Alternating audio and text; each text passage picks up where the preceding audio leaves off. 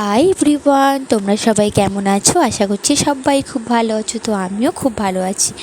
তো আজকের ব্লগটা শুরু করলাম সকাল থেকে। তো সকালে থেকে আজকে ব্লগটা শুরু করলাম, তোমাদের সাথে কি করি না করি সবটাই শেয়ার করব।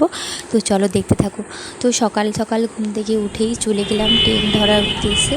তো হ্যাঁ, তোমরা বুঝতে পারছো কোথায় যাচ্ছি। তো তোমরা কমেন্ট বক্সে কিন্তু জানাও যে আমরা কোথায় যাচ্ছি। তো তোমরা থাম্বনেল দেখে তো অন্তত বুঝতেই পারছো যে কোথায় যাচ্ছি।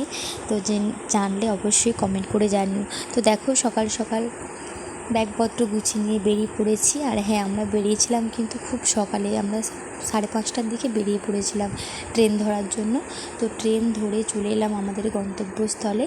তো দেখছিলাম আমাদের হোটেলটা কোথায়।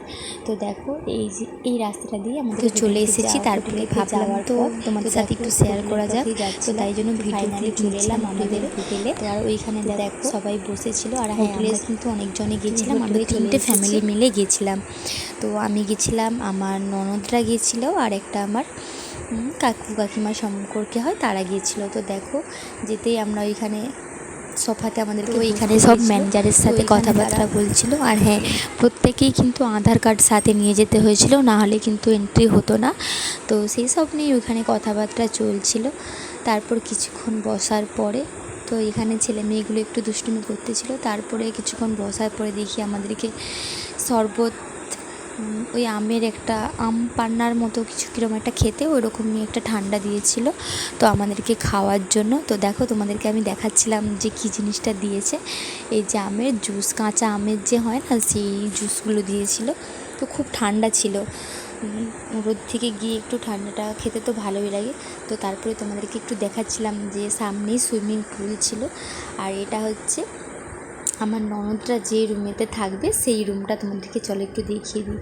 তো দেখো ঢুকতেই একটু বাথরুম ছিল সামনে, তারপরে দেখো বেডরুমটা কত সুন্দর করে গুছানো আছে। তো আমার তো রুমটা খুব ভালো লেগেছে। তোমাদের কেমন কেমন লেগেছে অবশ্যই কিন্তু কমেন্ট করে জানিও। তারপরে দেখো তার রুমটা দেখে আমরা চলে গেলাম উপরে।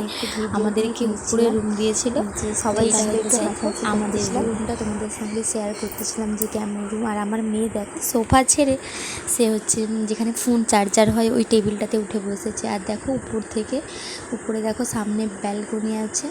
ব্যালকনিটা আমার বেশ ভালোই লেগেছে, যে পর্দা খুলে খুব সুন্দর গাড়ি যাচ্ছে। আর রুমটা দেখো কত সুন্দর করে গুছিয়ে রেখেছে, আমার তো বেশ দারুণ লেগেছে। তোমাদের কেমন লাগলো অবশ্যই কিন্তু কমেন্ট করে জানিও। আর হ্যাঁ এটা নিয়ে কিন্তু আমরা দ্বিতীয়বার এলাম এই জায়গাটাতে। তোমরা কিন্তু অবশ্যই কমেন্ট করে জানিও এটা কোথায়। চলো দেখতে থাকো। হোটেলটা সামনে থাকে কিন্তু আমি রাস্তাটা জানিনি কোন গলিতে ঢুকে পড়বো। আর দেখো সুইমিং পুলটা কত সুন্দর দেখতে লাগছে। তো বাড়ির সামনেই আছে সুইমিং পুলটা। আর দেখো তো তারপর সেদিনে আমরা সমুদ্রে স্নান করতে যাইনি। তো পরের দিন সকাল সকাল উঠে ব্রেকফাস্ট করতে চলে এলাম। ব্রেকফাস্টে কী কী ছিল তোমাদের সঙ্গে তাই শেয়ার করছি।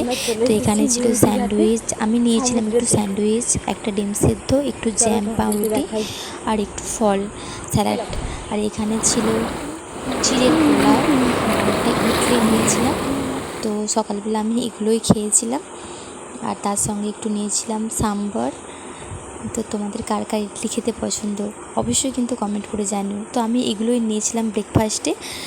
তো চলো খাওয়া যাক। তো তার সেদিনে গিয়েছিলাম, তো সেদিনটা নেওয়া চলে এলাম। তারপরের দিন সকাল সকাল আমি আর আমার ননদের মেয়ে এই ভোর 5টার সময় উঠে আমরা চলে গিয়েছিলাম সূর্যোদয় দেখতে।